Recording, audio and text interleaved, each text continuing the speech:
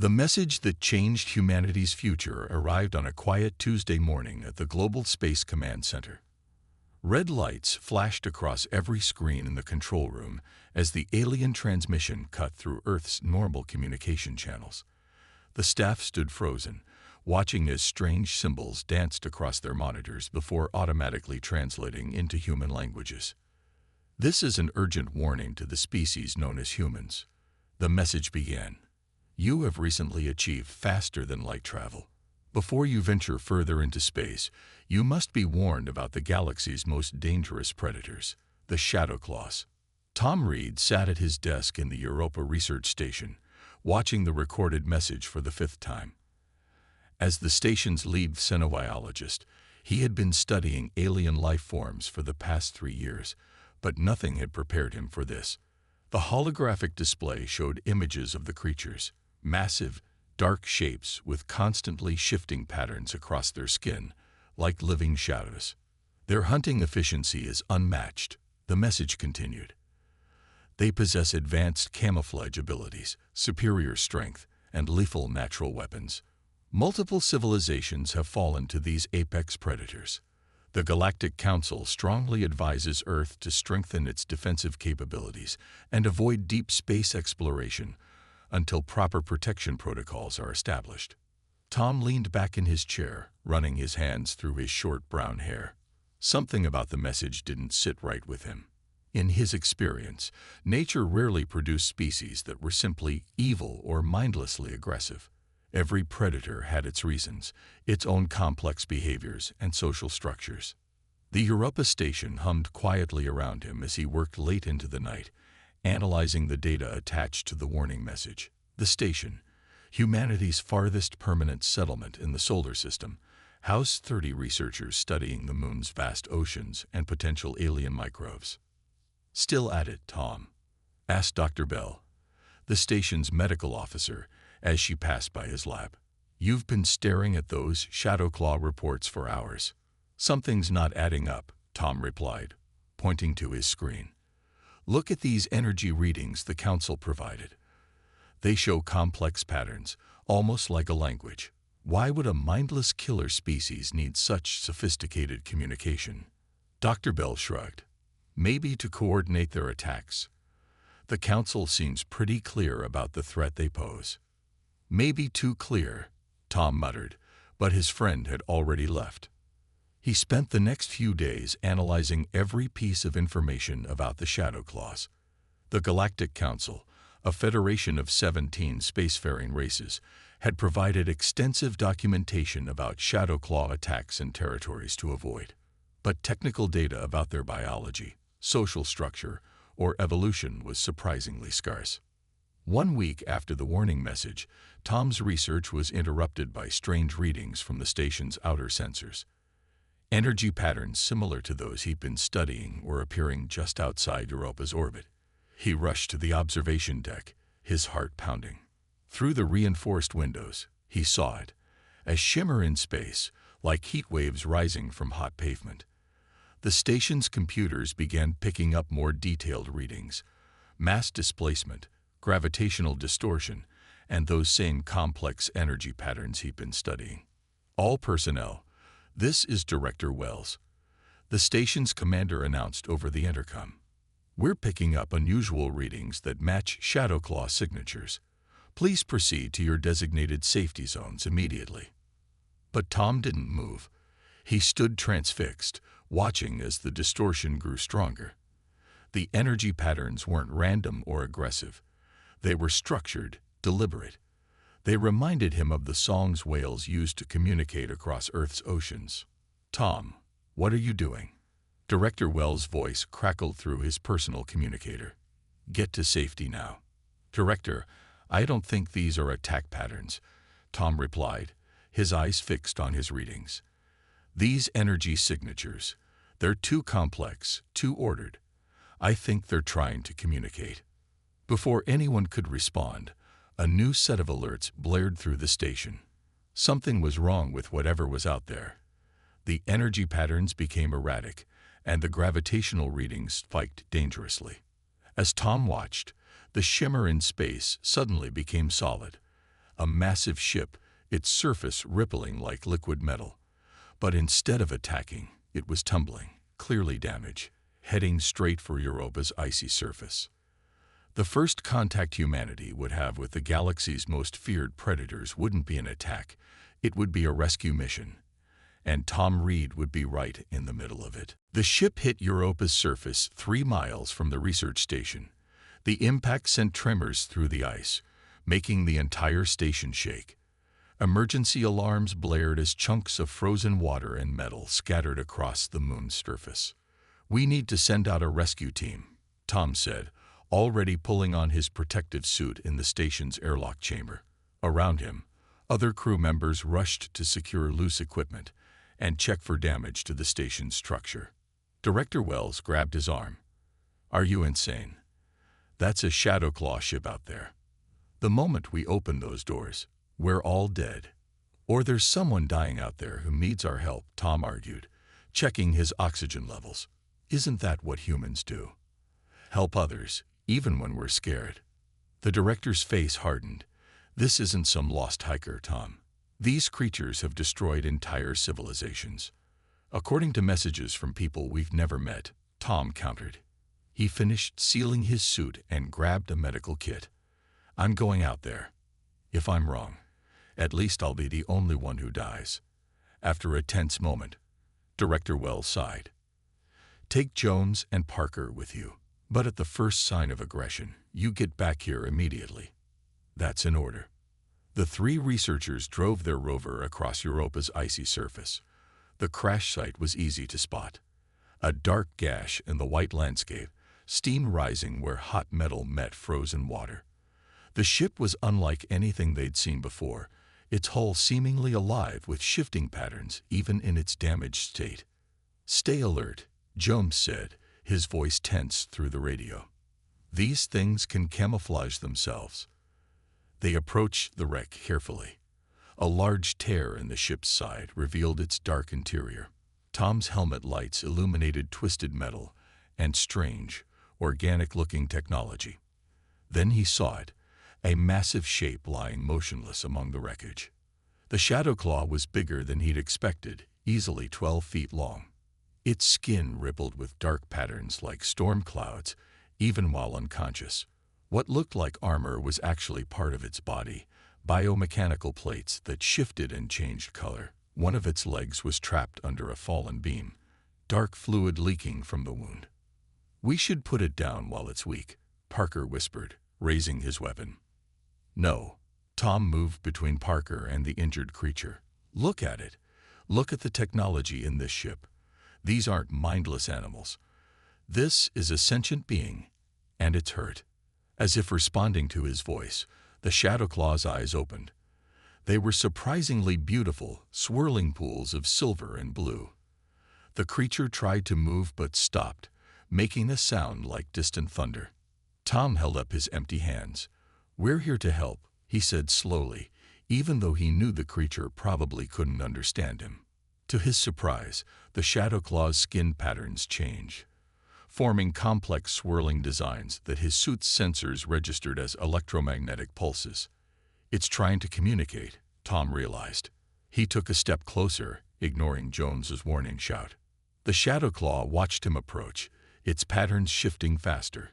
It could easily kill him with one swipe of its clawed limbs, but it didn't move aggressively. Instead, it seemed to be studying him with intelligence and curiosity. "I'm going to help you," Tom said, setting down his medical kit. "But you need to trust me." The creature's patterns slowed, forming steady, rhythmic pulses. Tom chose to interpret this as agreement. He began examining the trapped leg, noting how the biomechanical armor tried to repair itself around the wound. "Jones, Parker, I need help lifting this beam," he called. His fellow researchers hesitated but finally moved to help. Together, they managed to free the creature's leg. The Shadowclaw pulled its injured limb close but made no aggressive moves. Its skin patterns had changed to slower, steady waves that somehow felt less threatening. Tom started treating the wound, applying emergency sealant to stop the fluid loss. "Director Wells, this is Tom," He radioed back to the station. "We have an injured survivor. I'm stabilizing them now, but we'll need to bring them back to the station for proper treatment." "Them?" Wells's voice crackled through the radio. "That thing is a shadow claw." "No," Tom replied, watching as the creature's patterns shifted in response to his treatment, forming what almost looked like grateful expressions. "This is our first chance to learn the truth about a species everyone told us to fear. And I'm not leaving them out here to die." Getting the injured shadow claw back to the station proved challenging. They had to modify 2 rovers, connecting them to create a makeshift transport platform. The creature remained conscious but weak, its storm cloud skin patterns pulsing slowly like a tired heartbeat.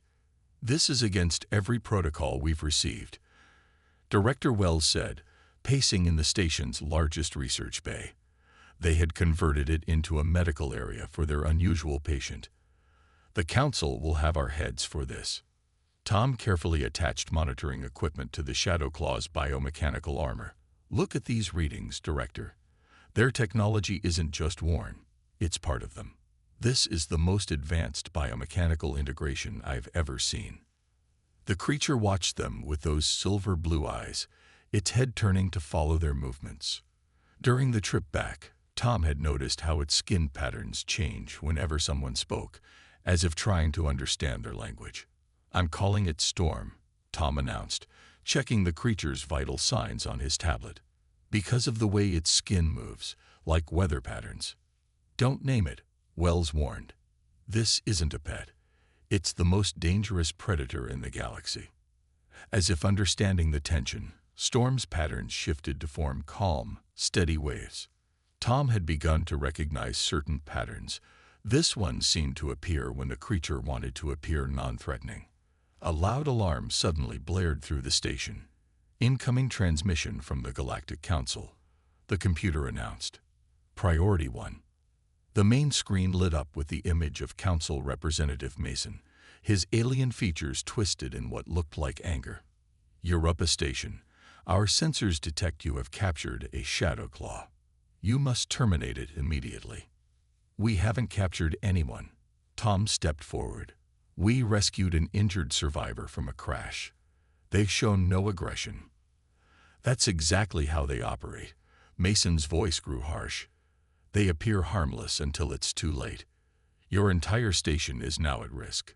Terminate the creature immediately. That's an order." Director Wells straightened. "With all due respect, Representative, we're a research station. We don't have the means to terminate a creature of this size, even if we wanted to." "Then space it," Mason snapped. "Open an airlock. Just get rid of it before." Tom cut the transmission. The room fell silent except for the steady beep of monitoring equipment. Wells stared at him in shock. "That was a direct order from the Council," the director said quietly. "An order to murder an intelligent being who has done nothing wrong," Tom replied. He looked at Storm, whose patterns had become agitated during the transmission. "They're scared. Not aggressive. Not plotting. Scared." As if confirming his words, Storm's patterns formed new shapes. Complex spirals that the station's computers recorded as structured energy pulses. Tom had seen similar patterns in the ship's wreckage. "I think this is their writing system," he said excitedly, grabbing his tablet to record the patterns. "They communicate through electromagnetic pulses and skin patterns. That's why their ship had those energy signatures." Storm's patterns changed again, becoming more ordered. The creature slowly raised one of its uninjured limbs, pointing at the tablet, then at its own skin. "They want to communicate," Tom realized. He held up the tablet, displaying Storm's patterns back to them. The creature's eyes seemed to brighten, and new patterns flowed across its skin. "This is incredible," Tom muttered, recording everything. "They're not just intelligent. They have a complex language, advanced technology. Everything we've been told about them being mindless killers. It's wrong." Wells watched the exchange with growing concern. "The Council won't care about any of this. They'll send someone to handle this themselves if we don't. Then we have to learn as much as we can before they do." Tom said firmly. He turned to Storm, who was watching him intently. And we have to find out why the Council is so determined to keep our species apart. Storm's patterns formed what Tom was starting to recognize as agreement. The creature understood more than anyone had guessed, and somehow, Tom knew that helping them was worth whatever consequences might come. "I'll take full responsibility," he told Wells, "but I'm not giving up on them. This could change everything we think we know about life in the galaxy." As if understanding the weight of the moment, Storm's patterns formed their most complex display yet, a swirling symphony of light and shadow that filled the room with gentle pulses of energy. It felt like a thank you, or maybe a promise. The real challenge was just beginning. Over the next few days, Tom spent every waking moment with Storm. The Shadow Claw's injuries were healing remarkably fast, their biomechanical armor repairing itself with technology far beyond human understanding. But it was their growing ability to communicate that amazed Tom the most. "Look at this," Tom told Dr. Bell as she checked Storm's healing progress. He pointed to his tablet where he'd been recording Storm's patterns. "Their language isn't just beautiful, it's mathematical. Each pattern carries multiple layers of meaning." Storm shifted their massive form carefully in the modified research bay, which had become their temporary home. Their skin rippled with patterns that Tom now recognized as curiosity. The creature reached out one of their limbs and touched the tablet screen, causing new patterns to flow across their skin. "They're trying to teach me," Tom explained, excitement clear in his voice. "These basic patterns are like letters, but when combined, they create complex concepts. One pattern can mean an entire story." Dr. Bell watched with growing interest as Storm demonstrated, their skin creating waves of shifting symbols. "It's like watching living poetry," she admitted. "Hard to believe everyone calls them mindless killers." Storm's patterns suddenly changed, becoming darker and more angular. Tom had learned this meant distress or sadness. The creature began forming a series of complex patterns that Tom rushed to record.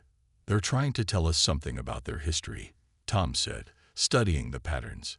"Look, these symbols keep repeating. They're similar to the patterns we saw in their ship's database."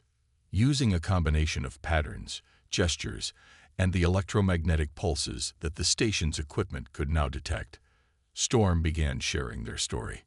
Tom and Dr. Bell watched in amazement as the creature's skin became like a living screen, showing images through changing patterns. "Their species wasn't always seen as dangerous," Tom translated slowly, understanding coming in pieces. "They were peaceful explorers once, using their natural abilities to study the galaxy. But their advanced technology and unique biology made others afraid." Storm's patterns showed scenes of conflict, sharp, aggressive shapes that made Tom think of weapons and running. The Council didn't like that they couldn't control Shadow Claw technology. It was too advanced, too integrated with their biology. So they spread lies, made everyone fear them. Dr. Bell shook her head in disbelief. An entire species forced into isolation because they were too advanced. "Not just advanced," Tom corrected, watching as Storm continued their story. "Independent. Their biomechanical technology means they don't need traditional spacecraft or weapons. They're completely self-sufficient. The Council couldn't control them through trade or technology sharing." Storm's patterns changed again, showing softer, more hopeful shades. They pointed to Tom, then created a pattern he now recognized as the symbol for friend or ally. "They've been watching us," Tom realized. "Humans, they see how we handle new challenges, how we try to understand instead of just fear. The crash wasn't an accident. Storm came here on purpose." "That's a huge risk," Dr. Bell noted. "Why trust humans when everyone else turned against them?" Storm's answer came in a beautiful display of swirling patterns. Tom watched in awe as the creature showed images of human history, our struggles, our growth, our constant push to explore and understand. "They see themselves in us," Tom translated, his voice full of wonder. "A young species, full of potential, not yet bound by the Council's fear and control. They want to help us avoid their fate. A warning alarm interrupted the moment. Director Wells's voice came over the intercom. Tom, we've got incoming ships. Council vessels, heavily armed. They're demanding we hand over the Shadow Claw. Storm's patterns shifted to show urgency, but not fear. They touched Tom's tablet again, transferring a complex series of data patterns. What is this? Tom asked, watching as his tablet filled with information. Storm's response formed in clear, deliberate patterns, plans for advanced technology, star maps, and something that looked like a defense system design. They're giving us a choice, Tom said quietly. We can either hand them over to the Council and stay in line, or we can stand with them and change the galaxy's balance of power forever. The approaching ships were minutes away. Tom looked at Storm, seeing not a feared predator, but a friend offering trust despite all odds. The choice, he realized, wasn't really a choice at all. The real question was, how far would humanity go to protect their new allies? The Council ships appeared as dark shapes against Europa's icy surface, their weapon systems clearly visible. Inside the station, alarms blared as 5 heavily armed vessels took up attack positions. They're charging weapons, Director Wells announced from the control room. We have 10 minutes before they dock. Tom worked quickly, downloading the data Storm had shared while the Shadow Claw moved restlessly in the research bay. Their skin patterns showed rapid shifts between worry and determination. I won't let them take you, Tom promised, but Storm's patterns changed to show disagreement. The creature pointed to the station's hull, then made patterns that Tom recognized as danger warnings. They'll destroy the station to get to you, won't they? Tom realized. Storm's patterns confirmed his fear. Suddenly, new alarms started ringing. Multiple objects approaching from the opposite direction. Jones called out from the sensor station. They're using the same camouflage technology as Storm's ship. Through the observation windows, the space behind the station seemed to ripple and shift. 3 massive shapes appeared, their hulls alive with the same biomechanical patterns as Storm's armor. Other Shadow Claws had arrived.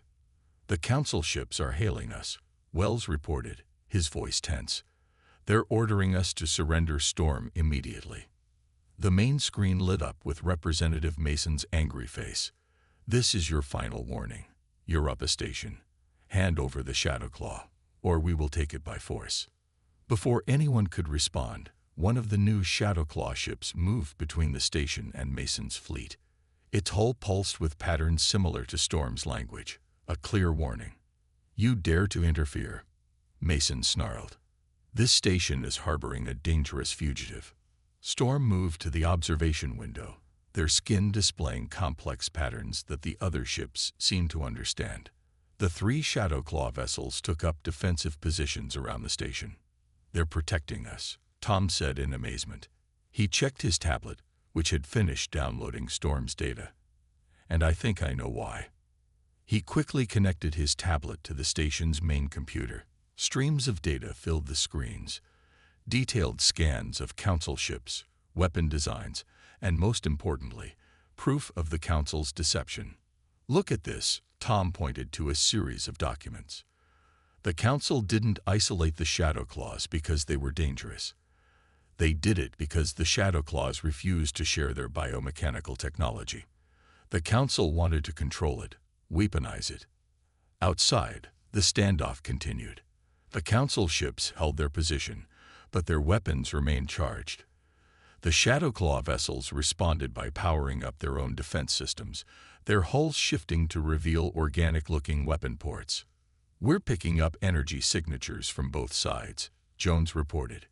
If either fleet opens fire, we're caught in the middle. Storm's patterns suddenly became urgent. They pointed to Tom's tablet, then to the station's communication system. Their meaning was clear. Share the truth. Tom nodded and began transmitting the data to every ship in range. This is Tom Reed of Europa Station, he announced.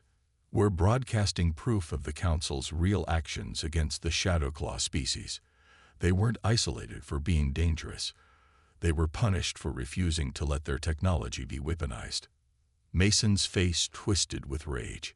Cut that transmission immediately. This is council business. But Tom continued. The Shadow Claws are peaceful explorers who chose to go into hiding rather than see their innovations turned into weapons. And now they've chosen humanity as the first species they trust with their real story. The council ships moved closer, their weapons fully charged. This is your final warning, Mason threatened. Storm moved to stand beside Tom, their patterns forming a clear message of unity. The 3 Shadow Claw ships responded with matching patterns. They would not back down. Director Wells stood up from his console. Representative Mason, Europa Station formally grants asylum to our Shadow Claw guests. Any aggressive action against this station will be considered an act of war against both humanity and the Shadow Claw species. The tension in space reached its breaking point. Council ships faced off against Shadow Claw vessels, with humanity's tiny research station between them. The next few moments would determine not just Storm's fate, but possibly the future of 3 species. And Tom knew the real battle was just beginning. The standoff in space continued as Tom worked frantically at his console, diving deeper into the data Storm had shared. Each new file revealed more of the Council's deception, and the truth was worse than anyone had imagined. Director, you need to see this, Tom called out, his voice urgent. He pulled up a series of historical records on the main screen. The images showed peaceful Shadow Claw ships helping other species, sharing medical technology, and exploring distant planets. Storm moved closer, their patterns forming symbols that matched the historical records. Through their combined data and Storm's translations, a clear picture emerged of the Council's true actions. They didn't just lie about the Shadow Claws being dangerous, Tom explained to the gathered station crew. They actively created situations to make them appear threatening. The screens showed evidence of council ships attacking peaceful colonies, then blaming the destruction on Shadow Claws. False reports of aggressive behavior were spread across the galaxy. Fear was used as a weapon to isolate an entire species. But why? Dr. Bell asked, studying the records. Why go to such lengths? Storm's patterns shifted to show complex technological designs. Their biomechanical systems weren't just advanced, they were revolutionary. Their ships could heal themselves, adapt to any environment, and travel through space without consuming resources. The Council's power comes from controlling trade and technology, Tom realized, reading through more files. The Shadow Claws offered a way for species to be truly independent. No need for fuel, spare parts, or Council-controlled resources. Outside, the Council ships maintained their aggressive stance, but they hadn't fired. The proof Tom had broadcast was spreading across all channels, impossible to contain. Representative Mason's face appeared on the screen again, but this time his confidence was shaken. These are fabricated records, he insisted. The Shadow Claws are masters of deception. Then explain this, Tom said, broadcasting a new file.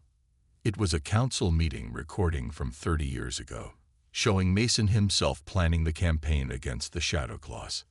Their technology must be controlled, Mason's past self declared in the recording. If other species learn to be self-sufficient, the Council's authority will be meaningless. Better they fear the Shadow Claws than know the truth. The station fell silent as the recording played. Even the Council ships seemed to hesitate, their crews presumably watching the same evidence of their leader's deception. Storm moved to the center of the room, their skin creating the most complex patterns Tom had ever seen. Through the station's systems, similar patterns appeared on the hulls of the 3 Shadow Claw ships outside. They're telling their story, Tom translated, watching in awe. Not just to us, but to everyone. The patterns, they're broadcasting their history, their culture, their true nature to every ship and station in range. The display was beautiful and undeniable. Council crews watched as the truth unfolded in living light and shadow. The Shadow Claws weren't monsters. They were teachers, explorers and innovators who chose exile over violence. This is why they came to us. Director Wells said quietly, "Humans are new enough to space travel that we haven't been completely indoctrinated by council propaganda. We still know how to trust, how to look past fear." Storm's patterns showed agreement, then shifted to display star maps and trade routes. They were offering humanity a choice, not just an alliance, but a partnership, a chance to help rebuild trust between species and create a more balanced galaxy. Representative Mason made one last attempt to regain control. "If you side with them, humanity will be marked as council enemies. You'll lose all trading rights, all protection." "No," Tom replied firmly. "What we'll lose is chains we didn't know we were wearing. What we'll gain is real freedom to explore and grow." Storm's patterns brightened, spreading across their skin like a sunrise. The other Shadowclaw ships responded with matching displays of hope and unity. The Council ships began powering down their weapons, without fear to hide behind, without lies to protect them. Their threat disappeared. A new chapter in galactic history was beginning, written in patterns of light across a Shadowclaw's skin. But the greatest challenge still lay ahead, helping the galaxy unlearn its fear and embrace a different kind of future. The truth was out. Now they had to make it matter. 1 month after the standoff at Europa Station, Tom stood in the Great Hall of Earth's United Space Command, watching as history was made. Storm stood beside him, their skin patterns dancing with excitement and hope. The hall was packed with representatives from Earth's nations, but what made the scene truly remarkable were the Shadowclaws. Dozens of them lined the walls, their biomechanical forms no longer hidden in exile. Their combined patterns created a living light show that filled the hall with shifting colors. "The vote is unanimous," announced the Space Command Chief. "Earth formally recognizes the Shadowclaw species as allies and rejects the Council's authority over human space exploration." Storm's patterns erupted in joy, matched by similar displays from other Shadowclaws. The patterns were no longer alien to the humans in the room. In the past month, Storm had taught many of them to understand the basics of their living language. "In the spirit of our new alliance," the chief continued, "the Shadowclaws have offered to share their biomechanical technology with humanity, not as weapons, but as tools for peaceful exploration and growth." Tom smiled as Storm displayed the patterns for friendship and future. The past month had been busy. After the truth about the Council's deception spread, other species began questioning everything they had been told. The Council's power was crumbling, built as it was on fear and lies. Humanity offers something in return. Tom stepped forward to address the hall. "A home. Earth's solar system will become a safe haven for Shadowclaws. No more hiding, no more exile." The Shadowclaw's patterns shifted in unison, creating a breathtaking display of gratitude. Their ships, now visible in orbit around Earth, joined in the display, their massive hulls shimmering with matching patterns visible even from the ground. "But the Council won't accept this easily," warned Director Wells, who had become one of the strongest supporters of the Alliance. "They're already imposing trade sanctions." Storm's response patterns were confident. They stepped forward, touching the display screen to show the real changes already happening. Dozens of species, inspired by humanity's example, were reaching out to the Shadowclaws. The Council's fear-based control was falling apart as truth spread across the galaxy. "Look at what we've already accomplished together," Tom said, bringing up images on the main screen. Shadowclaw biomechanical technology had revolutionized Earth's space program in just weeks. Ships that could heal themselves, stations that could grow and adapt, and exploration vessels that could venture further than ever before. But more importantly, the images showed Shadowclaws and humans working together, scientists exchanging ideas, explorers planning joint missions, children learning to read the living patterns with wonder instead of fear. "This is more than an alliance," Tom continued. "This is proof that the galaxy doesn't have to run on fear. Understanding is always stronger than ignorance." Storm's patterns showed the symbol for teacher combined with student, a new pattern they had created to show how both species could learn from each other. Other Shadowclaws added their own patterns, creating a complex tapestry of hope and possibility. The Council called them the galaxy's most lethal predators, Tom said, looking at his friend Storm. But we discovered something different. We found teachers, explorers, and friends who chose peace, even when faced with fear and hatred. Storm touched Tom's shoulder, their patterns forming the now familiar symbol for family. It was no longer strange to see a human and a Shadowclaw standing together as equals, as friends. "This is just the beginning," the Space Command Chief announced. "Together, we'll explore the galaxy not as predator and prey, but as partners. Not in fear, but in friendship." The hall erupted in cheers as humans and Shadowclaws celebrated together. Outside, more ships were arriving. Representatives from other species who had seen the truth and chosen to stand with this new alliance. Storm's final patterns of the day showed a simple but powerful message: a new dawn spreading across the galaxy. The patterns spoke of hope, of change, and of a future where understanding conquered fear. Tom looked at his friend, remembering that crashed ship on Europa that had started it all. Sometimes, he realized, the most dangerous thing in the galaxy isn't a predator or a weapon. It's the truth. And the truth had finally broken free.